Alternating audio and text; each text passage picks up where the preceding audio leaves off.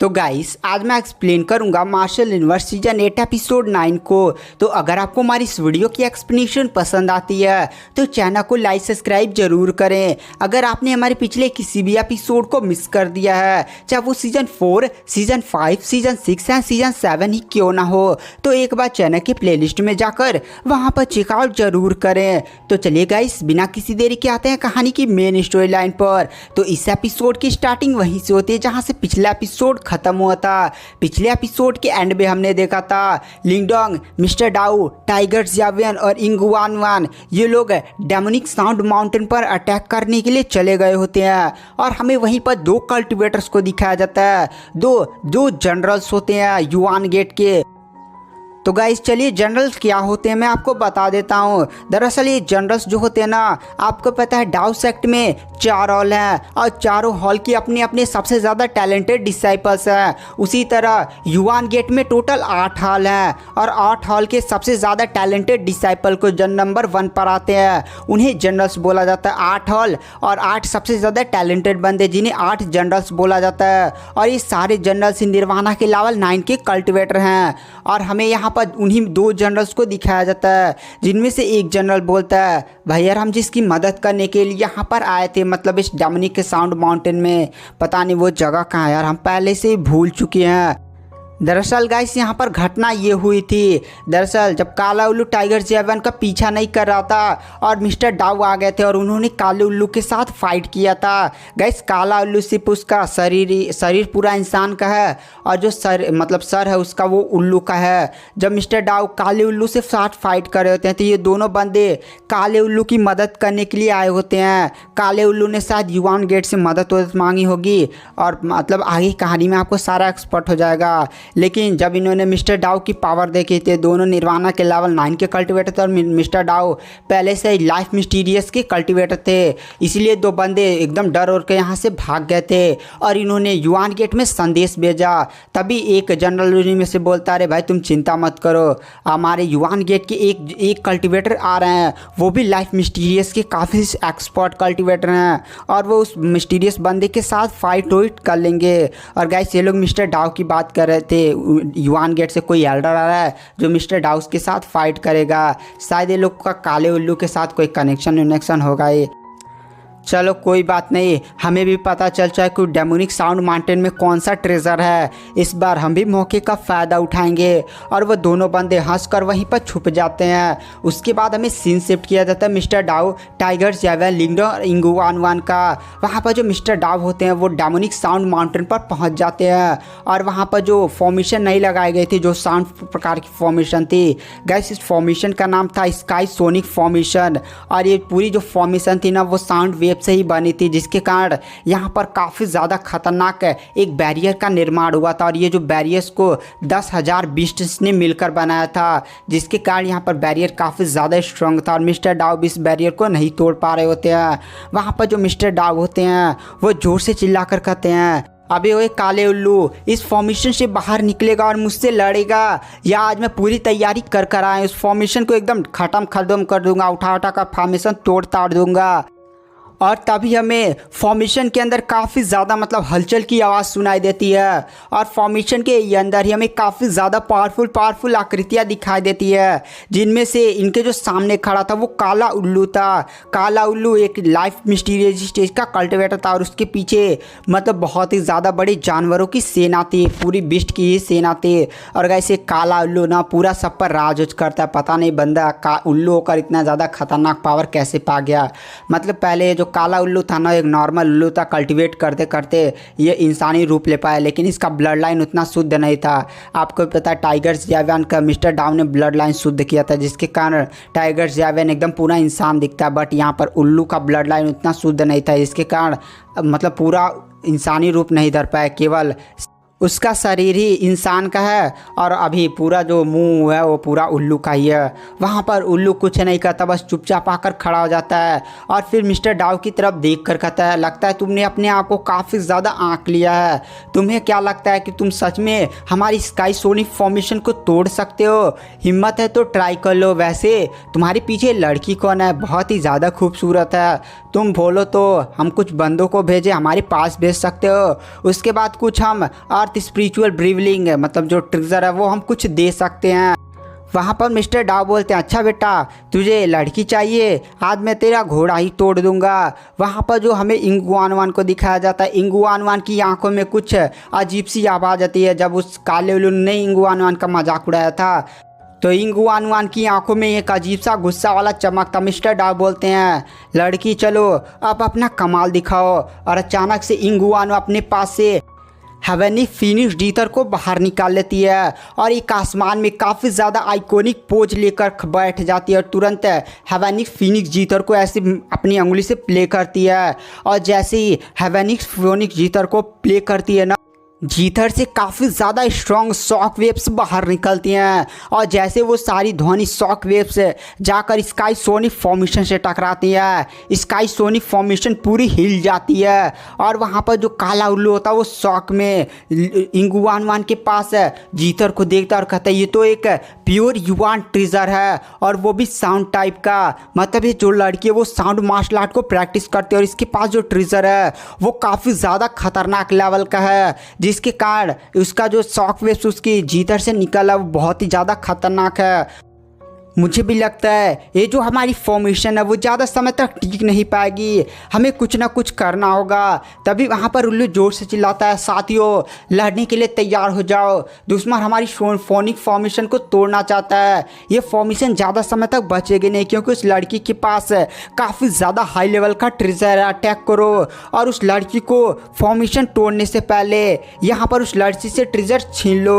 वहाँ पर कुछ बिस्ट जो होते हैं वो तुरंत फॉर्मेशन से निकल कर इंगुआनवान पर अटैक करने के लिए आगे बढ़ते हैं, बट जैसे वो लोग फॉर्मेशन से निकलते हैं मिस्टर डाउ इतनी खतरनाक स्पीड से आगे बढ़ते हैं और एक ही झटके में उन सभी बिस्ट को जान से मार देते हैं। और इधर हमें दिखाया जाता है जो इंगुआनवान होती है वो जीथर को प्ले करती है। जैसे ही जीथर प्ले हो रहे होते हैं इतनी ज़्यादा खतरनाक शॉक वेव्स बाहर निकलती है कि जो उन लोग का फॉर्मेशन होता है वो डगमगा कर एकदम क्रैक पड़कर कड़ाक से टूट जाता है। और जैसे ही फॉर्मेशन टूटता है काला उल्लू अपनी सेना को बाहर लेकर निकल जाता और कहता है साथियों हमला करो, एक भी बंदे को जिंदा मत छोड़ना। और इधर हमें मिस्टर डाउ को दिखाया जाता है। मिस्टर डाउ लिंगडोंग की तरफ देख कर कहते हैं लिंगडोंग इन बिस्ट को तुम और टाइगर जैवन मिलकर संभालो, इस लड़की थोड़ा सा तुम आराम करो, मैं जानता हूँ तुमने ये जो हेवेनली फीनिक्स जीथर को बजाया है इससे तुम्हारी काफ़ी ज़्यादा एनर्जी ख़त्म हुई है, इसे ज़्यादा मत बजाओ। हेवेनली फीनिक्स जीथर काफ़ी ज़्यादा एनर्जी खींचता है और तुम्हारी कल्टीवेशन अभी उतनी ज़्यादा हाई नहीं है तो थोड़ा आराम करो। वहाँ पर जो मिस्टर डाउ होते हैं वो लिंगडोंग और टाइगर जैवन की तरफ देख कर कहते हैं तुम छोटे मोटे कीड़ों को संभालो, मैं जाकर उसको का नाम है उल्लू को संभालता हूँ। वहाँ पर लिंगडोंग बोलता है ठीक है मिस्टर डाउ। मिस्टर डाउ काफ़ी स्पीड के साथ अटैक करने के लिए आगे बढ़ने लगते हैं। और गाइस अगर हम मार्शल यूनिवर्स के जल्द से जल्द सारे एपिसोड देखना चाहते हैं ना तो आप हमारा लाइफ टाइम सब्सक्रिप्शन बाई कर सकते हैं।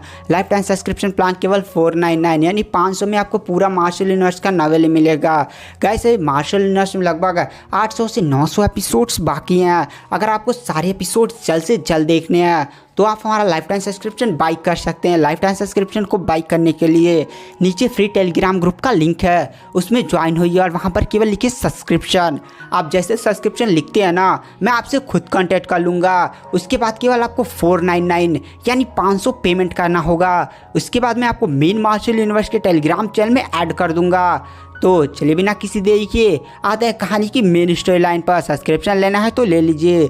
तो चलिए बिना किसी देरी के आते हैं कहानी की मेन स्टोरी लाइन पर। हमें मिस्टर डाउ को दिखाया जाता है। मिस्टर डाउ अपनी बॉडी से काफ़ी ज़्यादा स्ट्रॉन्ग आवा को रिलीज़ करते हैं और इधर हमें उस काले मुंह वाले उल्लू को दिखाया जाता है। उल्लू भी अपनी बॉडी से काफ़ी ज़्यादा स्ट्रॉन्ग आवा रिलीज़ करता है। ये दोनों ही लाइफ मिस्टीरियस जिसके स्टेज के साथ कल्टिवेटर थे। वहाँ पर मिस्टर डाउ और वो काला उल्लू जाकर आपस में एक धमाका धार फाइट करने लगते हैं। दोनों ही काफ़ी ज़्यादा खतरनाक तरीके से फाइट कर रहे होते हैं। मिस्टर डाउ और काला उल्लू जैसे ही आपस में टकराते हैं पंचेस पावर रिलीज़ करते हैं वहाँ पर एक काफ़ी खतरनाक धमाका वमाका होने लगता है। पूरा एरिया हिल जाता है। बट यहाँ पर आपको पता है मिस्टर डाउ की कल्टीवेशन हाई है जिसके कारण वो काले उल्लू पर भारी पड़ने लगते हैं। काले उल्लू का पिटाई उटाई होने लगता है और इधर हमें लिंगडोंग और टाइगर जैवान का सीन दिखाया जाता है। लिंगडोंग तुरंत अपने हाथ में अपनी पावर्स को रिलीज करता है और ग्रीन ड्रैगन हवेली मटला इस टेक्निक का यूज़ करता है और तुरंत उन बिस्टों की भीड़ में कूद जाता है। और इधर जो टाइगर जैवान होता है वो भी अपने हाथ में अपना काला खम्मा निकाल लेता है। गाइस, अगर आपने थोड़ा सा पिछले एपिसोड में देखा होगा जब लिंगडोंग टाइगर जैवान के साथ था तो आपको पता होगा टाइगर जैवान के पास एक काफ़ी ज़्यादा खतरनाक खम्बा है और आप शायद भूल चुके होंगे कि ये खम्मा किस चीज़ से बना है। तो आपको मतलब बहुत ही ज़्यादा पीछे सीज़न 5 में ऐसा है, नहीं सीज़न 6 में जब टाइगर जैवान इंसानी रूप धर रहा था तो उसकी जो पूंछ थी उससे ही ये काला हथियार तैयार हुआ है। तो आप लोग ज़्यादा मत कंफ्यूज हो जाएगा कि ये ट्रेजर कहाँ से आ गया टाइगर जैवान के पास। तो ये टाइगर जैवान जो है ना उसका पूंछी से ये हथियार तैयार हुआ है। टाइगर जैवान भी अपने काले हथियार से सीधे बिस्टों की भीड़ में कूद जाता है। इधर तबाही मचाने लगते हैं लिंगडोंग और इधर बिस्ट भी मारे जा रहे थे। इधर जो काला उल्लू था वो मिस्टर डाव की पिटाई उटाई हो रही थी, एकदम धड़धा पिटाई उटाई हो रही थी। और तभी हमें अचानक से लिंगडोंग के पास एक काफ़ी ज़्यादा खतरनाक पंच आता है। जैसे वो पंच लिंगडोंग से आकर टकराता है लिंगडोंग भी पीछे चला जाता है और हमें वहाँ पर एक काफ़ी ज़्यादा खतरनाक तेंदुए नियर बंदे को दिखाया जाता है। गाइस, इसका भी मतलब ये जो तेंदुआ आया था ना इसका जो आधा शरीर था वो इंसान का था और आधा शरीर तेंदुए का था। वहाँ पर तेंदुआ बहुत ही ज़्यादा गुस्से में लिंगडोंग की तरफ देखकर चिल्लाता है, तू हरामी इंसान, तू हमारे बिस्टों को मार रहा है, आज मैं तुझे नहीं छोड़ूंगा। तेंदुआ भी अपनी बॉडी से अपनी आभा को रिलीज़ करता है। ये जो तेंदुआ होता है वो पहले से ही निर्वाणा के लेवल 9 का कल्टिवेटर होता है। वहाँ पर लिंगडोंग भी तेंदुआ की आभा को महसूस करता है और कहता है ये जो तेंदुआ है वो निर्वाणा के लेवल 9 का तो कल्टिवेटर है बट ये अभी लगता है निर्वाणा के लेवल 9 तक जस्ट ही पहुँचा है और इसकी बॉडी से जो आभा निकली है ना वो यावलिंग से भी कमजोर है। वांग ज्ञान की तो बात मैंने तो वांग ज्ञान को हराया है। वहाँ पर जो लिंगडोंग होता है वह तुरंत अपने हाथ में अपने काले पेड़ को बाहर निकाल लेता है। गाइस, वही एंशिएंट इमोर्टल युआन ट्री। वहाँ पर जो लिंगडोंग होता है उस तेंदुए की तरफ देख कर कहता आजा भाई, पिटने का शौक है ना तो आजा। वहाँ पर जो काला तेंदुआ होता है हमारे लिंगडोंग पर अटैक करने के लिए काफ़ी स्पीड के साथ लिंगडोंग पर आगे बढ़ता है। वहाँ पर जो लिंगडोंग होता है वो अपनी काफ़ी खतरनाक स्पीड का यूज़ करता है और एक ही झटके में तेंदुए के पीछे आकर एक पेड़ बजा देता है जिसके कारण तेंदुआ जाकर सीधे पीछे गिरता है। तेंदुआ भी काफ़ी ज़्यादा शौक हो जाता है और कहता है असंभव, आखिर ये बंदा निर्वाणा के अलावा 6 का ही तो ही कल्टिवेटर है बट इसके पास इतनी ज़्यादा खतरनाक पावर कैसे हो सकती है वो कि निर्वाणा के लेवल 9 के कल्टिवेटर को, मतलब मैं उसकी स्पीड को मैच भी नहीं कर पाया। वहाँ पर तेंदुआ शौक में होता है, फिर से लिंगडोंग पर अटैक करने के लिए आगे बढ़ता है। वहाँ पर जो लिंगडोंग होता है फिर से अपने काले पेड़ को उठाता है और वहाँ पर जो तेंदुआ होता है उसको पेड़ खूब मारता है, मतलब पेड़ से उठाकर कभी मार रहा था कभी उठाकर पटक दे रहा था। लिंगडोंग की पावर देखकर तेंदुआ साथ ही साथ जितने भी यहाँ पर बीस्ट नहीं थे वो भी काफ़ी ज़्यादा शौक थे क्योंकि एक निर्वाणा के लेवल 6 का कल्टिवेटर निर्वाणा के लेवल 9 के बंदे को ऐसा पीट रहा है क्या ही बताया जाए। एकदम यहाँ पर कुछ बीस्ट तो पहले से डर और का भाग गए थे और हमें आसमान में 3 बंदों को दिखाया जाता है जो प्रकट होते हैं। एक बंदा एक बूढ़ा होता है और गाइस ये बूढ़ा युआन गेट का एक काफ़ी ज़्यादा पावरफुल एल्डर है और 2 वही बंदे थे जिनमें से एक बंदा काला कपड़ा पहना हुआ था। दो गाइस वो 2 जनरल थे युआन गेट के और यही दोनों जनरल ने इस एल्डर को बुलाया था। वहाँ पर उस एल्डर की तरफ देख कर कहते एल्डर यहाँ पर देखिए ये क्या हो रहा है। वहाँ पर जो बूढ़ा एल्डर होता है वो भी हमारे मिस्टर डाव की तरफ देख कर कहता है अच्छा इसी बंदे की बात कर रहे हो, ये बंदा लाइफ मिस्ट्री स्टेज का कल्टिवेटर है, बढ़िया तो है बट लड़ने में थोड़ी सी प्रॉब्लम आएगी। उसके बाद वो जो बूढ़ा एल्डर होता है वो इंगुआन की तरफ देखता और कहता है उस लड़की के हाथ में वो एक प्योर युआन ट्रेजर है क्या। बूढ़ा काफ़ी ज़्यादा शौक में इंगुआन के हाथ में ट्रेजर को देखता और कहता है ये तो एक प्योर युआन ट्रेजर है और वो बूढ़े की आंखों में एकदम लालच साफ दिखाई दे रहा था। तो गाइस आगे क्या होने वाला है, यहाँ पर मिस्टर डाउट को अभी मतलब जंग उस काले उत्थी से लड़ा और यहाँ पर 3 बहुत ही ज़्यादा पावरफुल बंदे आ चुके हैं जिनमें से एक युआन गेट का। इसका नेक्स्ट एपिसोड मैंने पेड टेलीग्राम चैनल पर डाल दिया है, अगर आपको देखना है तो लाइफ टाइम सब्सक्रिप्शन बाय करके ज्वाइन हो सकते हैं। मैं नेक्स्ट एपिसोड जल्दी डालने की कोशिश करूँगा। Thank you.